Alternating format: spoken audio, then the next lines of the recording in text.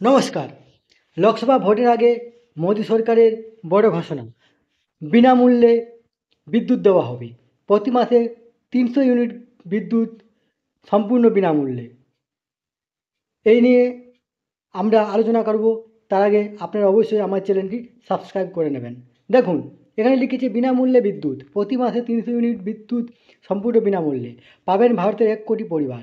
এমনই ঘোষণা করলেন নির্মলা সীতারামন। অন্তর্বর্তী বাজেটে কেন্দ্রীয় অর্থমন্ত্রী জানান, বাড়ির ছাদে সোলার প্যানেল লাগিয়ে ১ কোটি পরিবারকে প্রতি মাসে বিনামূল্যে ৩০০ ইউনিট পর্যন্ত বিদ্যুৎ সরবরাহ করা হবে। অযোধ্যায় রাম মন্দিরের সফল প্রতিষ্ঠার সৌজন্য স্বরূপ ভারতের প্রধানমন্ত্রীর পক্ষ থেকে এই প্রকল্প নেওয়া হয়েছে বলে জানান নির্মলা সীতারামন। সৌরবিদ্যুৎ থেকে কী সুবিধে? বাড়ির ছাদে সোলার প্যানেল বসিয়ে তার থেকে সৌরবিদ্যুতের ব্যবহারের উপর জোর দিলেন নির্মলা সীতারামন। অন্তর্বর্তী বাজেটে পুনর্বীকরণযোগ্য শক্তির উপর জোর দেওয়া হলো এবার। সৌরবিদ্যুতের মাধ্যমে অনেক সুবিধে পাবেন দেশের মানুষ। দেশের ১ কোটি পরিবারকে বলা ভালো, ১ কোটি বাড়িতে হবে এই সোলারাইজেশন। প্রথমত, বাড়িতে সোলার প্যানেল লাগালে প্রতি বছর বিদ্যুতের খরচের হিসেবে প্রায় ১৫,০০০ থেকে ১৮,০০০ টাকা সাশ্রয় হবে। আর বাড়ির বিদ্যুতের চাহিদা মিটে যাওয়ার পর অতিরিক্ত বিদ্যুৎ সরবরাহকারী সংস্থার কাছে বিক্রিও করতে পারবেন দেশবাসী।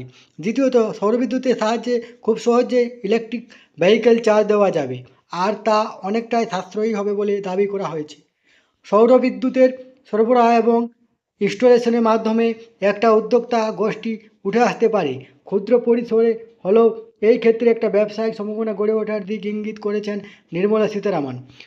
তদুপরি লক্ষ লক্ষ যুবক যারা সোলার প্যানেল উৎপাদন, মেনটেন্যান্স এবং ইনস্টলেশনের কাজে দক্ষ, তাদের কর্মসংস্থানের বিপুল সম্ভাবনা রয়েছে বলে জানান অর্থমন্ত্রী। নিজের বাড়িকেই এইভাবে শক্তি উৎপাদন কেন্দ্রে পরিণত করতে পারবেন আপনি। এই তথ্যটি আপনাদের সাথে শেয়ার করলাম। ধন্যবাদ।